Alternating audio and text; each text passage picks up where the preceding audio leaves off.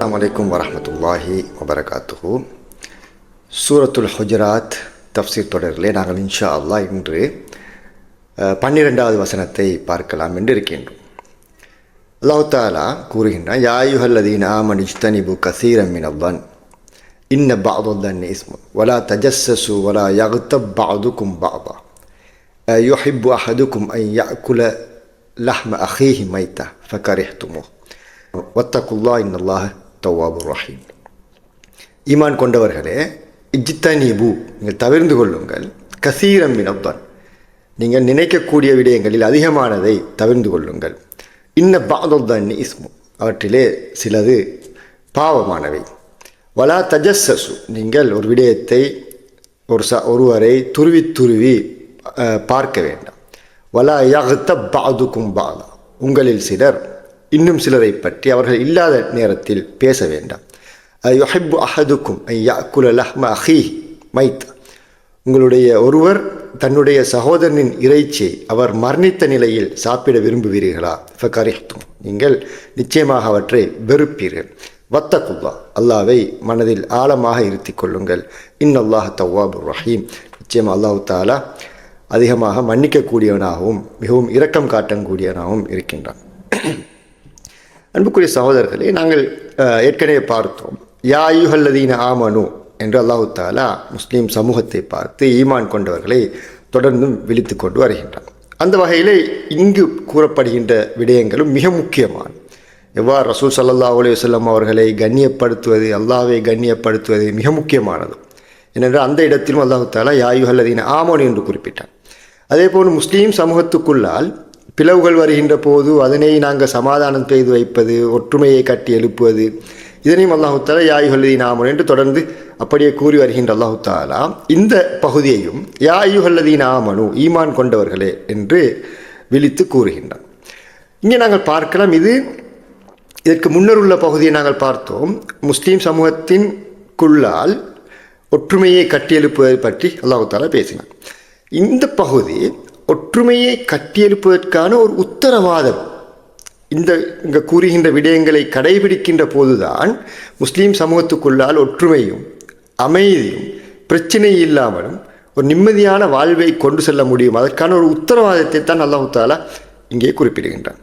இங்கே மூன்று பாவமான செயலை அல்லாஹ் தஆலா கூறினார். முதலாவது சூஉல்-ظن ஒருவரை பற்றி பிழையாக நினைத்தல். இரண்டாவது தஜஸ்ஸுஸ் அவரை பற்றி துருவி துருவி அவருடைய விடயங்களை கிளறுதல் அல்லது பார்த்தல்.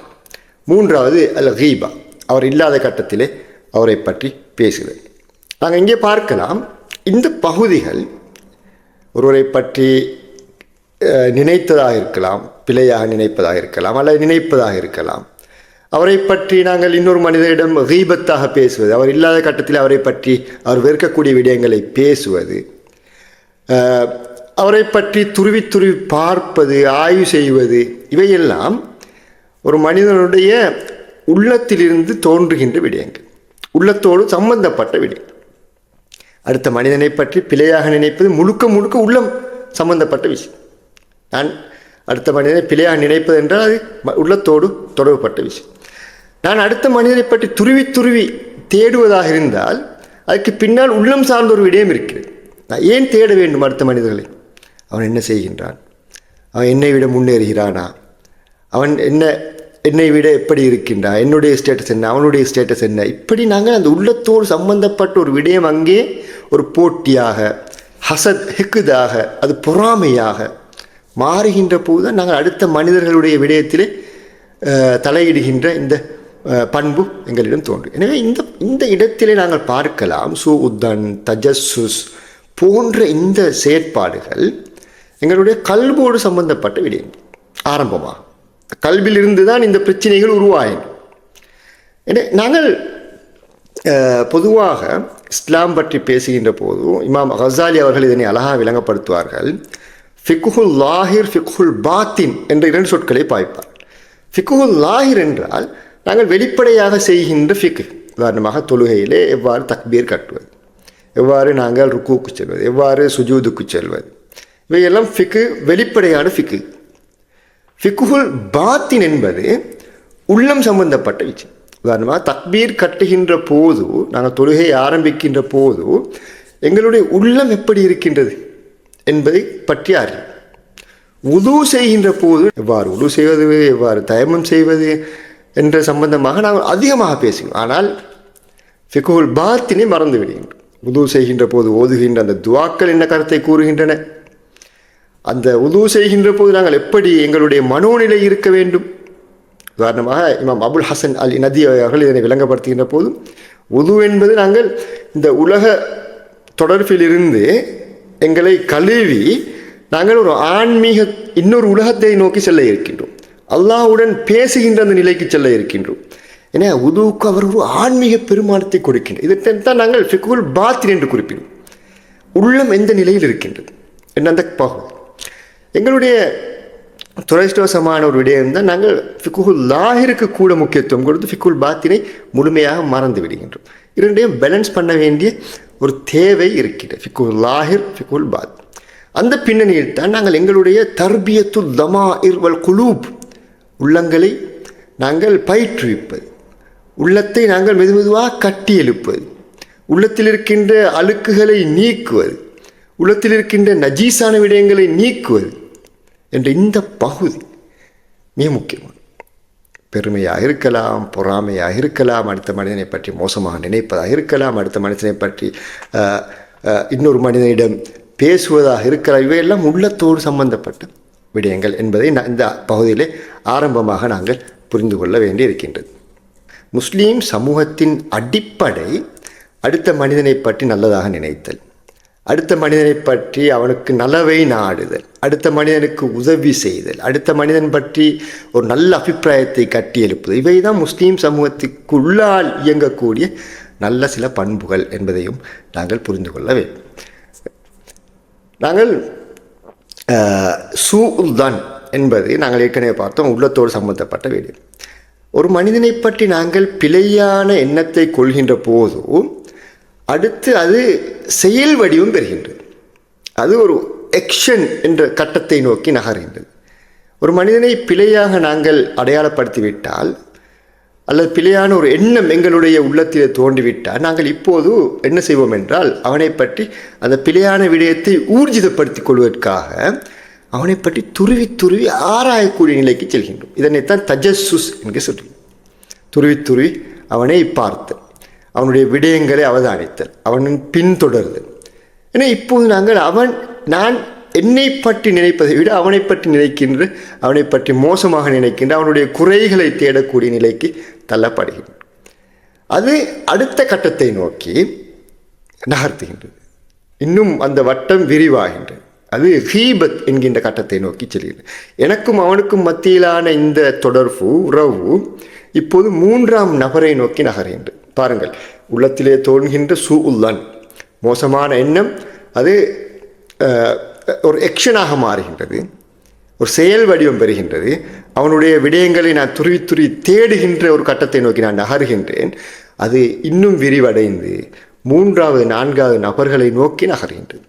அது கீபத் என்கின்ற புறம் பேசுகின்ற கட்டத்தை நோக்கி நகர்கின்றது. எனவே நாங்கள் அடுத்த மனிதர்கள் விடயத்திலே மிக வெளிப்படையாக தெரிகின்ற பாவச் செயல்களை மாத்திரம்தான் நாங்கள் அவரோடு பேச வேண்டும். நீங்கள் இவ்வாறான ஒரு பாவத்தில் ஈடுபடுகின்றீர்கள். இஸ்லாமிய ஃபிக்ஹிலே நாங்கள் பார்க்கலாம், துருவி துருவி ஆராய்ந்து ஒருவருடைய குறைகளை காண முடியாது, தண்டனையை கொடுக்க முடியாது. மிக வெளிப்படையாக செய்கின்ற குற்றங்களுக்குத்தான் இஸ்லாத்திலே தண்டனை. இப்னு மஸ்ஊத் ரலியல்லாஹு அன்ஹு அவர்களிடம் ஒரு மனிதர் வருகின்றார். வந்து கூறுகின்றார், இமாம் அவர்களே, இந்த நபரை பற்றி எனக்கு ஒரு விடயம் தெரிய வருகின்றது. அவருடைய தாடியிலே சாராய வாசம் வீசுகின்றது, அது தாடி நனைந்திருக்கின்றது, அங்கிருந்து சாராய வாசம் வீசுகின்றது என்று கூறிய போது இப்னு மஸ்ஊத் ரலியல்லாஹு அன்ஹு அவர்கள் குறிப்பிட்டார்கள், வகது நுஹீன அனி தஜஸ்ஸுஸ், நாங்கள் துருவி துருவி அதனை தேடுவதை விட்டும் தடுக்கப்பட்டிருக்கின்றோம்.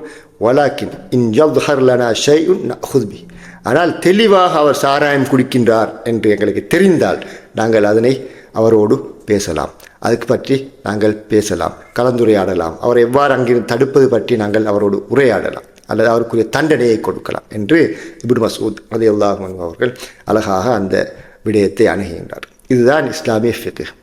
வெளிப்படையாக நடக்கின்ற மிக எல்லோருக்கும் தெரிகின்ற அளவில் நடக்கின்ற பாவச்செயல்கள், குற்றச்செயல்கள், அதனை தடுப்பதற்கு, அதனை இல்லாமல் செய்வதற்கு நாங்கள் முயற்சிப்போமே தவிர, ஒரு மனிதர் வீட்டுக்குள்ளால் செய்கின்ற, ஒரு மனிதர் ரகசியமாக செய்கின்ற விடயங்களிலே நாங்கள் தலையிடுவதற்கு, மூக்கை நுழைப்பதற்கு எங்களுக்கு அவகாசம் இல்லை. தஜஸ்ஸுஸ் என்பது இஸ்லாத்திலே தடுக்கப்பட்ட ஒரு விடயம்.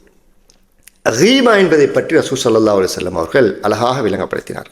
ரசூல் ஸல்லல்லாஹு அலைஹி வஸல்லம் அவர்களிடம் கேட்கப்படுகின்றது, யா ரசூலல்லாஹ் மல் கீபா, கீபா என்றால் என்ன ரசூலுல்லாஹ் ஸல்லல்லாஹு அலைஹி வஸல்லம் என்று கேட்டதற்கு அவர் கூறினார், ஸிக்ருக அஹாக பிமா யக்ரஹ், நீ உன்னுடைய சகோதரனை பற்றி பேசுகின்றாய், ஆனால் அந்த பேசக்கூடிய விடயத்தை உன்னுடைய சகோதரன் வெறுப்பானாக இருந்தால் அது கீபா என்று கூறினார். எனவே நாங்கள் ஒரு சகோதரனை பற்றி பேசக்கூடிய விடயம், அவர் அந்த விடயத்தை வெறுப்பாராக இருந்தால் அது கீபத்தான். ரசூல் ஸல்லல்லாஹு அலைஹி வஸல்லம் அவரிடம் கூறப்பட்டது, நான் கூறிய விடயம் அவரிடம் இருக்குமாக இருந்தாலும் அது கீபத்தா என்று கேட்டதற்கு ரசூல் ஸல்லல்லாஹு அலைஹி வஸல்லம் அவர்கள் கூறினார்கள், இன்கான ஃபீஹி மா தகூல், நீ கூறிய விடயம், கூறிய அந்த குற்றச்செயல் அல்லது மோசமான செயல் அந்த நபரிடம் இருக்குமாக இருந்தாலும் கூட அது கீபத்தான். மாற்றமாக அது இல்லாமல் இருந்தால் ஃபக்கது பஹத்தா, நீ அவரை ஒரு பொய்யான பிழையான ஒரு குற்றச்சாட்டை சுமத்தி விட்டாய், ஒரு பொய்யை கூறிவிட்டாய், பாரிய ஒரு பொய்யை நீ அவர் மீது சுமத்தி விட்டாய் என்று ரசூல் ஸல்லல்லாஹு அலைஹி வஸல்லம் அவர்கள் கூறினார். என அன்புக்குரிய சகோதரர்களே, குறிப்பிட்ட 3ஆம் நபரை பற்றி நாங்கள் பேசுகின்ற போது அந்த குறிப்பிட்ட பாவச்செயல், குற்றச்செயல், பிழையான நடவடிக்கை அந்த 3ஆம் நபரிடம் இருந்தாலும் நாங்கள் அதனை அவரோடு தான் பேச வேண்டும், அவரிடம்தான் கூற வேண்டும். அவருடைய குற்றத்தை, அவருடைய பிழையை தடுப்பதற்கான வழியை நாங்கள் அவரோடு பேசிதான் அதனை செய்ய வேண்டும். மாற்றமாக அந்த குறையை, அந்த பிழையை, அவர் பற்றி மோசமான மனப்பதிவை, மோசமான செயல்களை, அவருடைய செயல்களை எல்லாம் நாங்கள் அடுத்தவரிடம் பேசுவது கீபத் என்ற அந்த வட்டத்துக்குள் வரும். இது ஒரு மிகப்பெரிய ஒரு பாவம் என்பதை நாங்கள் புரிந்து கொள்ள வேண்டும். சூரத்துல் மஸதில் அல்லாஹ் தஆலா அபூலஹபை பற்றி பேசுகின்றான், அபூலஹபுடைய மனைவியை பற்றி பேசுகின்றான். அபூலஹப் நரகிலே நுழைவான் என்று கூறிவிட்டு அல்லாஹ் தஆலா கூறுகின்றான், வம்ரஅத்துஹு ஹம்மாலத்தல் ஹதப், அவனுடைய மனைவியும் நுழைவாள் ஹம்மாலத்தல் ஹதப். இந்த ஹம்மாலத்தல் ஹதப் என்ற சொல்லை இன்னொரு கிராத் அடிப்படையில் இவ்வாறு ஓதுவார், ஹம்மாலத்துல் ஹதப், விறகுகளை சுமக்கக்கூடியவளாக இருந்த அபூலஹபுடைய மனைவியும் நரகிலே நுழைவாள். இந்த வசனத்தை கலாநிதி ஹசன் சயீத் சூக்கி அவர்கள் விளங்கப்படுத்துகின்ற போது, அபூலஹபுடைய மனைவி உண்மையிலே விறகுகளை சுமக்கக்கூடியவளாக இருந்தாளா என்று பார்த்தால் இல்லை. ஏனென்றால் அவர் ஒரு பணக்கார பெண், ஒரு எஜமான் தரத்திலே இருக்கக்கூடிய ஒரு பெண். சாதாரண மனிதர்கள் தான் இந்த விறகுகளை சுமந்து கொண்டு வீடுகளுக்கு செல்லக்கூடிய பெண்களாக இருப்பார்கள். வசதி படைத்த பெண்கள் அவ்வாறான வேலைகளை சாதாரணமாக செய்யக்கூடியவர்களாக இல்லை. இன்னும் ஏன் அல்லாஹ் தஆலா இப்படி கூறினான் என்றால், ஹம்மாலத்துல் ஹதப், விறகுகளை சேகரிக்கக்கூடியவள் என்பது இங்கு ஒரு சிலேடையாக பயன்படுத்தப்பட்டிருப்பதாக ஹசன் சயீத் சூக்கி அவர்கள் கூறுவார். என்ன கருத்தென்றால், விறகுகளை சேர்க்கக்கூடியவர்கள் மிகவும் காய்ந்த, பற்ற வைப்பதற்கு மிகவும் ஏதுவான விறகுகளைத்தான் சுமப்பார்கள், சேகரிப்பார்கள். சேர்த்து அவற்றை கட்டிக்கொண்டு வீட்டுக்கு சென்று அவற்றை பற்ற வைப்பார்கள். இது என்ன சிலேடையான கருத்தை கூறுகிறது என்றால், அவர் கூறுவார், அபூலஹபுடைய மனைவி ஒரு புறம்பேசி திரியக்கூடிய பெண்ணாக இருந்தார். சமூகத்திலே பல மனிதர்களோடு பேசுகின்ற போது இந்த மனிதரிடமிருந்து ஒரு விடயத்தை எடுத்துக்கொள்வது, இந்த மனிதரிடமிருந்து ஒரு விடயத்தை எடுத்துக்கொள்வது, இந்த மனிதரிடமிருந்து ஒரு விடயத்தை எடுத்துக்கொள்வது. இப்போது இந்த விறகுகளை சேர்த்தல் என்ன நோக்கம்?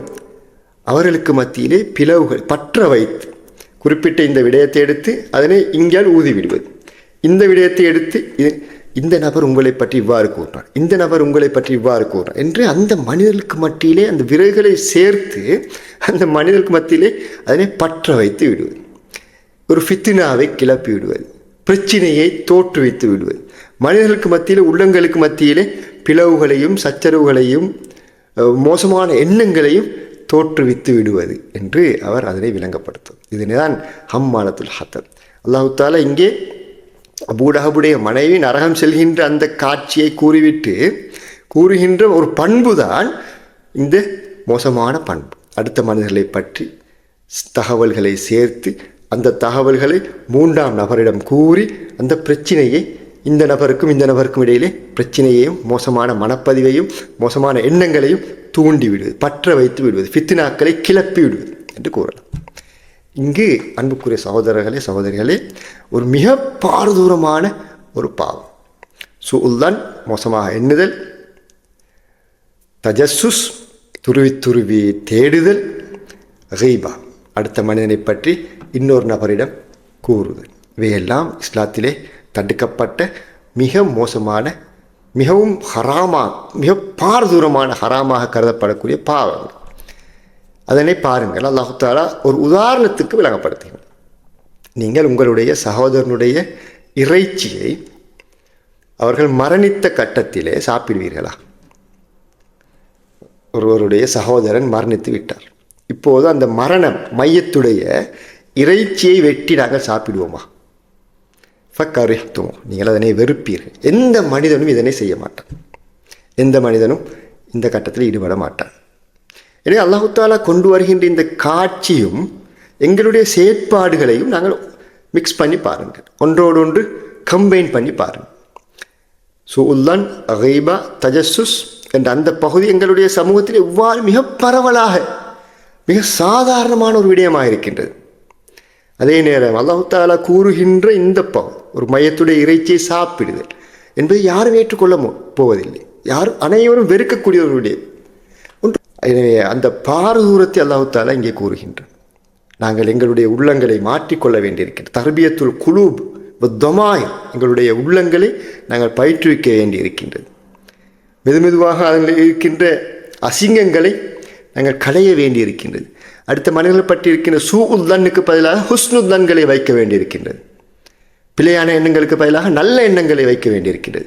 அடுத்த மனிதர்களை பற்றி நாங்கள் துருவி தேடுவதற்கு பதிலாக அடுத்த மனிதர்களோடு நேரடியாக பேச வேண்டியிருக்கின்றது. அடுத்த மனிதர்களோடு நாங்கள் மனதை விட்டு பேச வேண்டியிருக்கின்றது.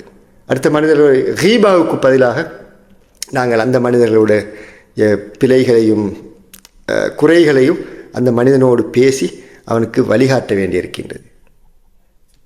என இங்கு பாருங்கள், எவ்வளோ அழகான ஒரு வழிகாட்டில் அல்லாஹ் தஆலா தருகின்றான். சமூகத்திலே அமைதியும் சலாமும் துமஅனீனாவும் நிம்மதியும் பரவ வேண்டுமாக இருந்தால் இந்த பண்புகள் மிக அடிப்படையான அத்திவாரங்கள், ஃபவுண்டேஷன்கள். இவை இல்லாமல் இருக்கின்ற போது எங்களுடைய குடும்பங்களுக்கு மத்தியிலும் சமூக அங்கத்தவர்களுக்கு மத்தியிலும் நிச்சயமாக ஒரு நல்ல எண்ணம், நல்ல அபிப்பிராயம் தோன்றுவது அசாத்தியமான விடயங்களாக மாறிவிடுகின்றன. இவை எப்போது உருவாகும் என்றால் அல்லாஹ் தஆலா வசனத்தை முடிக்கின்றான், வத்தகுல்லாஹ் இன்னல்லாஹ் தவ்வாபுர் ரஹீம். வத்தகுல்லாஹ், அல்லாஹ்வை நீங்கள் மனதிலே ஆழமாக இருத்திக் கொள்ளுங்கள், இறை பிரக்ஞை கொள்ளுங்கள், கோட் கான்ஷியஸ்னஸ் என்ற அந்த பகுதி இருக்க வேண்டும். அந்த பகுதி இருக்கின்ற போதுதான் மனிதன் சூஉத்தன்னை விட்டும் தஜஸ்ஸுஸை விட்டும் கீபாவை விட்டும் தவிர்ந்து கொள்கின்றான். இவையெல்லாம் சட்டங்களால் நடைமுறைப்படுத்த முடியாத விடயங்கள். நாட்டின் சட்டம் இவற்றையெல்லாம் கொண்டு வர முடியாது. ஒரு மனிதனை பற்றி பிழையாக நினைத்தால் இன்ன தண்டனை என்பது சாத்தியமில்லாத விடயங்கள். இவற்றை அல்லாஹ் பற்றிய அந்த நம்பிக்கை, அல்லாஹ் பற்றிய அந்த இரக்கம், அல்லாஹ் பற்றிய அந்த திக்ர், இவைதான் மனிதனுடைய உள்ளத்தை பலப்படுத்தக்கூடிய, அழகுபடுத்தக்கூடிய, பலப்படுத்தக்கூடிய விடயம் என்ற அந்த கருத்தை அல்லாஹ் தஆலா கூறுகின்றான். அல்லாஹ் தஆலா இந்த வசனத்தை முடிக்கின்ற போது அல்லாஹ் தஆலா தவ்வாபுன் ரஹீம் என்று முடிக்கின்றான். அவன் பாவங்களை மன்னிக்கக்கூடியவன், இரக்கம் காட்டக்கூடிய. தவறுதலாக நாங்கள் ஒரு மனிதனை பற்றி பிழையாக நினைத்து விட்டோம் என்றால் அல்லாஹ்விடம் மீண்டு விடுவோம். எங்கள் உள்ளத்தை நாங்கள் ஒழுங்குபடுத்திக் கொள்வோம், அல்லாஹ்விடம் மீண்டு விடுவோம். அல்லாஹ் தஆலா பாவத்தை மன்னிக்கக்கூடிய. ஒரு மனிதனை பற்றி நாங்கள் பிழையாக பேசிவிட்டோம் என்றால் அந்த மனிதனிடம் போய் நாங்கள் பாவத்தை மன்னிக்கும்படி கேட்டுக்கொள்வோம். அல்லாஹ் தஆலா மன்னித்து விடுவான். அல்லாஹ் தஆலா ரஹீம், இரக்கம் காட்டக்கூடிய. தவறுதலாக நடக்கக்கூடிய, எங்களுடைய சக்திக்கு அப்பாற்பட்டு நடக்கக்கூடிய விடயங்கள் நாங்கள் மன்னிப்பு கேட்டு விடுவோம், தௌபா செய்து விடுவோம். அல்லாஹ் தஆலா அந்த பாவங்களை மன்னித்து விடுவான். அல்லாஹ் தஆலா தவ்வாபுன் ரஹீம். அன்புக்குரிய சகோதரர்களே, உள்ளங்களை முடியுமான அளவு நாங்கள் முயற்சி எடுத்து உள்ளங்களை சுத்தப்படுத்தக்கூடிய இந்த பகுதிகளை நாங்கள் செய்வோம். பாரதூரமான இந்த பாவங்களை விட்டும் நாங்கள் தவிர்ந்து கொள்வோம். அல்லாஹ் தஆலா எங்களுடைய உள்ளங்களை தூய்மைப்படுத்தக்கூடிய இந்த பணியிலே அல்லாஹ் தஆலா எங்களுக்கு உதவி செய்ய வேண்டும் என்று பிரார்த்தித்துக் கொள்வோம். அஸ்ஸலாமு அலைக்கும் வரஹ்மத்துல்லாஹி வபரகாத்துஹு.